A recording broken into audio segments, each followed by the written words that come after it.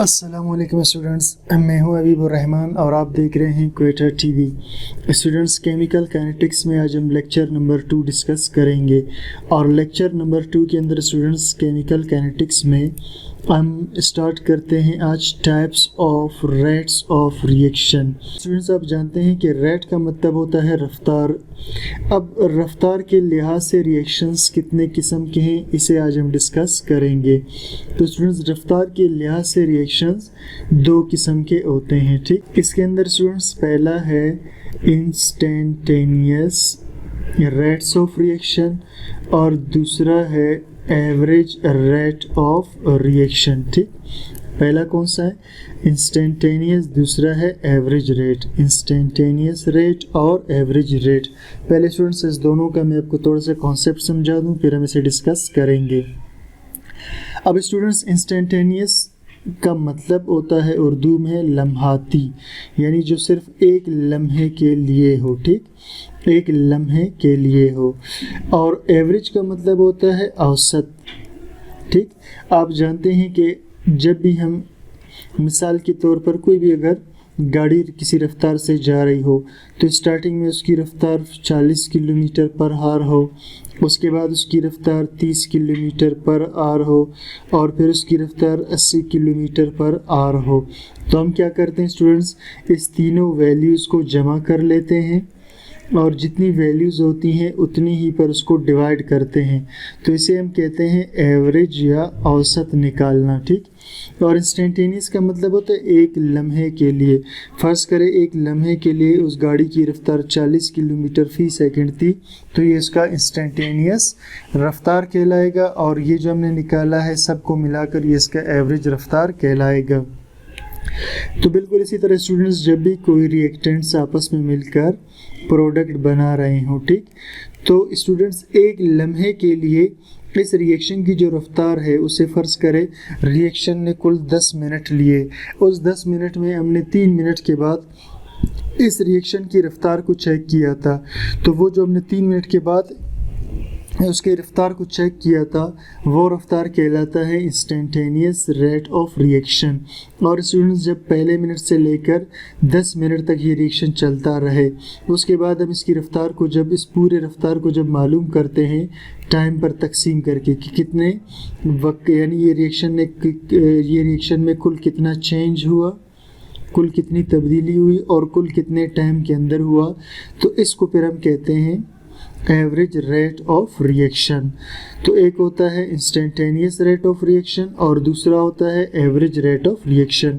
तो पहले हम डिस्कस करते हैं इंस्टेंटेनियस रेट ऑफ रिएक्शन, यानी लम्हाती रिएक्शन की रफ्तार, या मुख्तसरन ये कि रिएक्शन की रफ्तार को एक ख़ास लम्हे में मालूम करना, ठीक, यानी रिएक्शन की रफ्तार को एक ख़ास लम्हे में मालूम करना, ठीक। The rate of reaction eight a particular instant.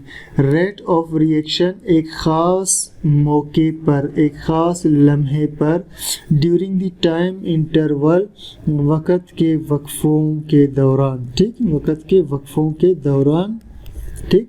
यानी जो वक़्त के जितने वक्फ़े थे उस एक ख़ास वक्फ़े में जो आप रेट ऑफ रिएक्शन को मालूम करते हो इस called instantaneous rate of reaction. इसे कहते हैं instantaneous rate of reaction. This rate of reaction changes every moment. ये रेट ऑफ रिएक्शन बदलता रहता है हर लम्हा, क्योंकि एक ख़ास लम्हे के लिए होता है। Instantaneous rate of reaction is calculated, और इंस्टेंटेनियस रेट ऑफ रिएक्शन को मालूम करते हैं बाय फॉलोइंग एक्सप्रेशन, इस फार्मूले से। तो स्टूडेंट्स, जिसका फार्मूला आप लगा सकते हैं इंस्टेंटेनियस रेट ऑफ रिएक्शन का। इंस्टेंटेनियस रेट ऑफ रिएक्शन बराबर है -d × A/dt। अब इसका मतलब क्या हुआ स्टूडेंट्स, मिसाल के तौर पर देखो ये रिएक्टेंट A है और ये प्रोडक्ट B में बदल रहा है। अब इस रिएक्टेंट A की मिकदार कितनी होगी उसे हम ब्रैकेट में ज़ाहिर करेंगे, और रिएक्टेंट A जब B में कन्वर्ट होगा तो इसकी मिकदार में कुछ कमी होगी, इसकी मिकदार में क्या होगी, कमी, उस कमी को माइनस डी से ज़ाहिर करते हैं। और ये जो नीचे आपको डी टी नज़र आ रहा है, ये स्टूडेंट्स इसके वक़्त की तब्दीली को ज़ाहिर करता है, किसकी वक़्त में, यानी कितने वक़्त में कितना रिएक्टेंट ए की मिकदार कम हुआ, कितने वक़्त में रिएक्टेंट ए की मिकदार में कितनी कमी हुई, इसे हम कहते हैं instantaneous rate of reaction. Instantaneous rate of reaction बराबर होता है, और अगर स्टूडेंट्स हम प्रोडक्ट की बात करें तो ये बराबर होता है D B over D T. अब स्टूडेंट्स आपने देखा इधर माइनस का साइन था, यहाँ माइनस का साइन नहीं है, क्योंकि यहाँ पर हम कह रहे थे कि ए की मिकदार कम होकर बी में बदल रही है, यानी ए में से कुछ मिकदार निकल कर बी में चेंज हो रहा है, और बी में से चूँकि कुछ भी नहीं निकल रहा इसलिए हम इधर माइनस का साइन नहीं लगाते। ठीक, instantaneous rate of reaction is equal to D B over D T.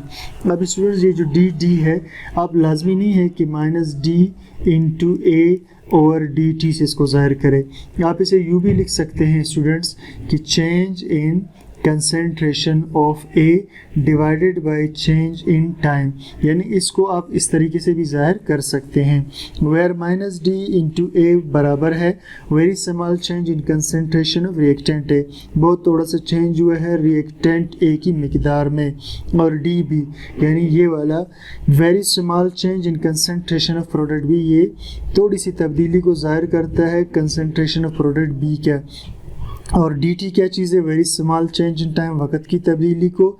और माइनस साइन जो है स्टूडेंट्स, ठीक, माइनस साइन बिफोर डी, ये जो डी से पहले माइनस का साइन है, shows decrease in concentration of reactant A, ये बताता है कि कमी हो रही है मिकदार में रिएक्टेंट ए के।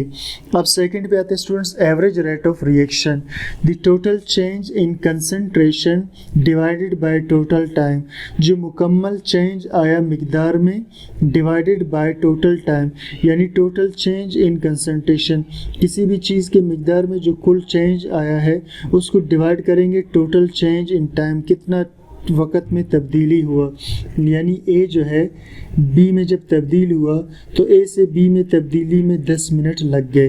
अब स्टूडेंट्स ए जो बी में तब्दील हुआ 10 मिनट के अंदर, तो ये जो 10 मिनट है ये एवरेज टाइम है, और ये जो ए से बी में कितना मिकदार चेंज हुआ, फ़र्ज़ करें शुरू में ए की मिकदार 10 ग्राम था, बाद में ए की मिकदार कम होकर 5 ग्राम रह गया। ठीक, शुरू में 10 ग्राम था, बाद में 5 ग्राम, तो हम उस 5 ग्राम को यहाँ लिख देंगे, इसे हम कहेंगे average rate of reaction.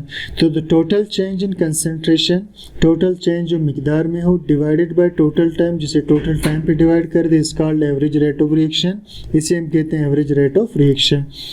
At the beginning, शुरू में instantaneous rate is higher, instantaneous rate ज़्यादा होता है, क्यों, क्योंकि स्टूडेंट्स शुरू में ए बहुत ही तेज़ी से बी के अंदर तब्दील हो रहा होता है, then the average rate of reaction बनिस्बत है किसके, एवरेज रेट ऑफ रिएक्शन के।